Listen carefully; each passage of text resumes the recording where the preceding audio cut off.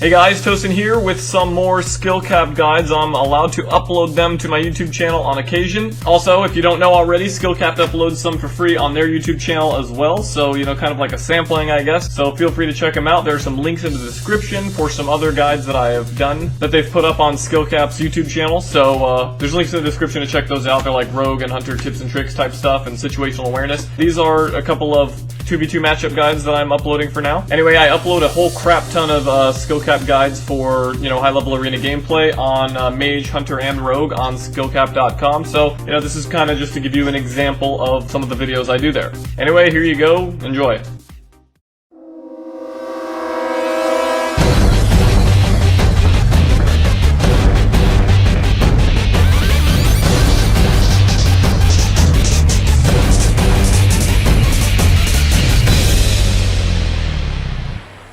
Hey guys, Tosan here with another matchup guide for 2v2. This is Hunter Rogue versus Shaman Rogue. Shaman Rogue is a fairly common comp that I've been running into lately, and it's because it's pretty good against just about everything except really strong double DPS teams. Although I definitely think this fight can go either way. Maybe the Hunter Rogue does have a slight advantage. I could be wrong. The clips that I have make it look very one-sided, but that's because me and Ayumi have always had extremely good openers together. That's one thing we always try to do, is try to perfect our openers and make them stronger and stronger whenever possible. And 2v2 is a great place for two DPS players to synergize better.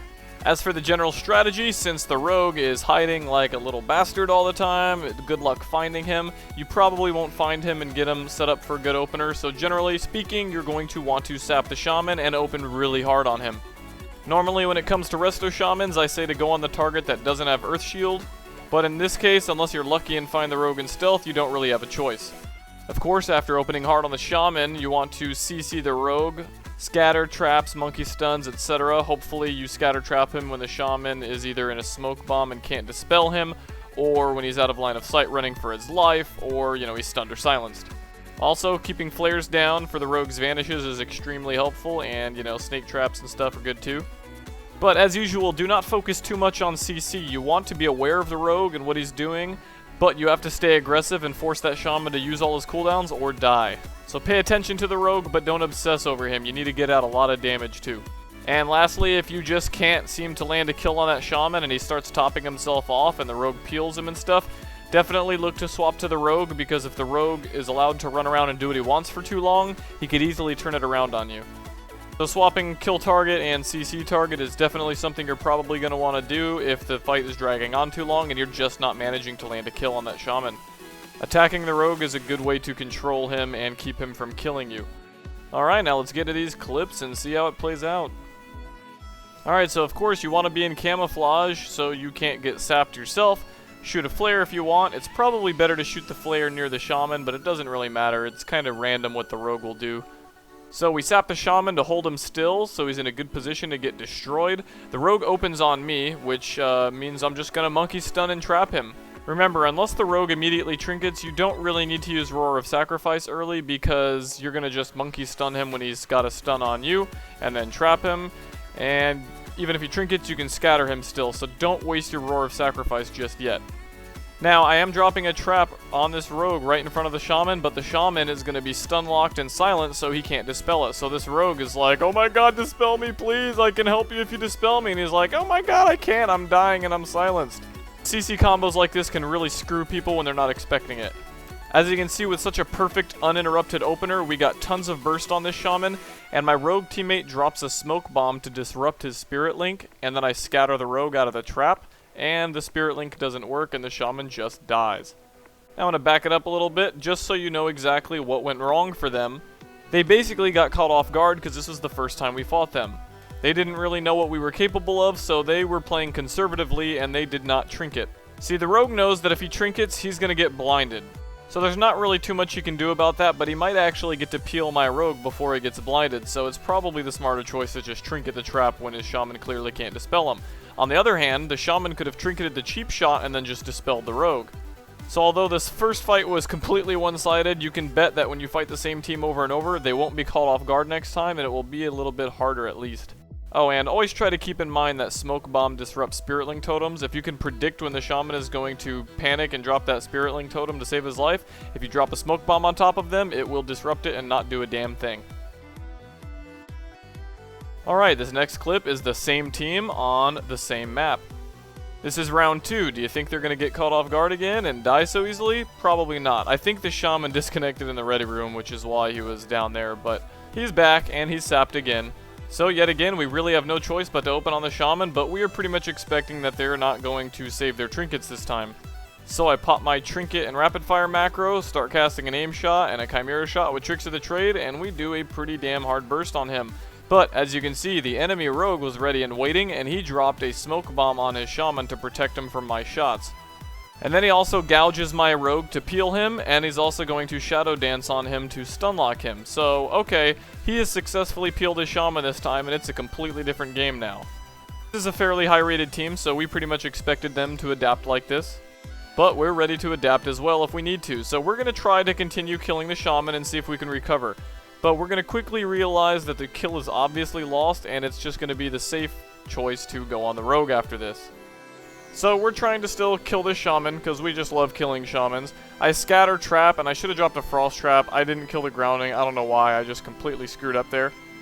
But as you can see, we're bursting the Shaman pretty hard again. My rogue partner drops a smoke bomb, anticipating the Spirit Link totem, but the Shaman quickly runs out because he knows what's up from the first game. The enemy rogue also dropped a defensive smoke bomb. Now the enemy Shaman got put in a full kidney shot, and he trinketed to make sure he doesn't die in it, because there's a very good chance we could have killed him there. And the rogue is doing a pretty good job peeling. So now you can see the Shaman has topped himself off. This is one of those situations where you have to realize that you have lost the kill, and it's safer to swap to the rogue because we've already invested a bunch of cooldowns into the Shaman and not killed him yet. We just can't let the rogue do what he wants anymore because, you know, eventually he's going to connect and kill one of us. And he's got my rogue partner at half life already. But we were actually putting a pretty good dent in this rogue's health, and I'm going to go for a scatter trap on the Shaman now. As you can see though, they're stacking on top of each other because the Shaman knows that I'm going to want to scatter trap him, and he wants the rogue to take the trap for him. But luckily, Ayumi's awesome, and he knows this. I call out, hey, I'm going for a scatter trap. I don't know if I'll land it because they're close together. And he says, don't worry, I've got a kidney shot for the rogue. So he stuns the enemy rogue, so he can't take the trap. And we're landing a full trap on the Shaman, and he has no trinket. And we are going to just kill this rogue, because I'm pretty sure he's out of cooldowns entirely. Now, notice, I'm throwing a flare on the rogue right before he dies. You can see the flare lands. This is a good habit you want to develop, because whenever a rogue is getting low and you think you might kill him, there's really nothing more annoying than when you know you're just about to kill that rogue, he procs cheat death, and then he vanishes and gets away, and he comes out of stealth with like 50% health just from recuperate and a riptide or something. So definitely try to keep flares down on top of rogues. It's really great for screwing them out of vanish opportunities. Alright, now that you got the general strategy down, you know, either kill the Shaman or fail to do so and swap to the rogue for safety, I'll play these clips and a couple others at full speed with Skype so you can hear our communication and how we set up our openers and CC chains. Also, I'd like to note, we actually did lose to this first team once because we kept training the Shaman and we got a little careless with letting the rogue do what he wants, which is why I put emphasis on not doing that for too long. Alright, let's open on the Shaman. Monkey stunning the rogue. Waiting for you. Yep, resap him. Trapping this guy. Just shoot shot him, sorry. Like It's fine. Scattering the rogue out of this. Flukes happen. Okay. Ready to open on him? Yeah, I'm ready. Go. I actually found the rogue and lost him. Oh well. He trinketed already, by the way. I silenced him! The rogue trinket is dancing on me. Monkey stunning him. Give me your freedom in a sec. You wanna switch this rogue actually? Oh, I don't know, it's up to you. I mean, not really. Like, if we have to, I will. I have no blind, so it's fine, I'm gonna scatter the rogue. Trapping him? You got that heal up? Jesus, man. Fuck, nope, there's a grounding. I might just kill him right now. Is that an S? He's gonna slink. Yeah, I can't stop it though. That's fine. Should be NDO kitty. Is that trinket from him? Jesus, man. We have to go rogue. Okay, do it. I still have readiness, by the way. Can you blind the Shaman? No, I blinded the rogue. Okay, it's fine. I got a silence for the Shaman. Kiting. Can you get a re here? I can scatter trap the Shaman. Nope, not. Oh, should I Scatter trinket? trap I'm trinking that. See him? Nice. He's so fucked. Flare down. Still have a monkey stun, still have a silence, still have a readiness. Get baited into the perfect switch. Energy on it, but. Wait, what is this? Rogue. That's Okay. the rogue. Which is It's open on the Shaman, yeah. He's stacking up his shit. Alright, aim shotting him now. Sorry, I added 1 second later. I stopped rogue. Nice. Rode him. Monkey Yeah, stunning the 16, rogue. whatever, make it. You can bomb him, the Oh, yeah. rogues. Yeah, I mean, Yeah, in case he gets in range. silence him on his NS anyway. Ruffle. Of course, it's not them.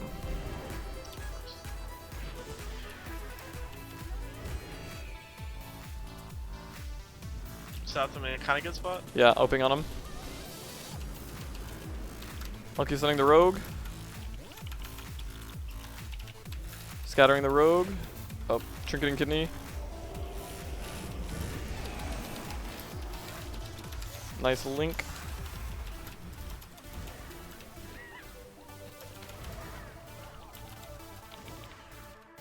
Alright, although we did make it look pretty one-sided, it definitely isn't a complete pushover if the opponents are pretty good.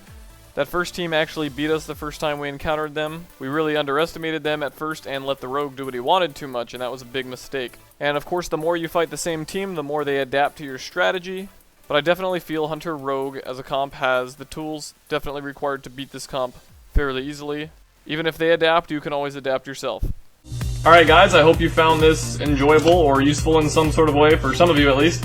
And for more guides like this, feel free to check out skillcap.com. There's a link in the description for a 33% off discount on a membership if you're into this sort of thing. If not, it's okay, we can still be friends. Anyway, also don't forget to check out the links for other guides that I've done that they put on the Skillcapped official YouTube channel. Anyway guys, I hope you like these videos. Thanks for watching and peace out.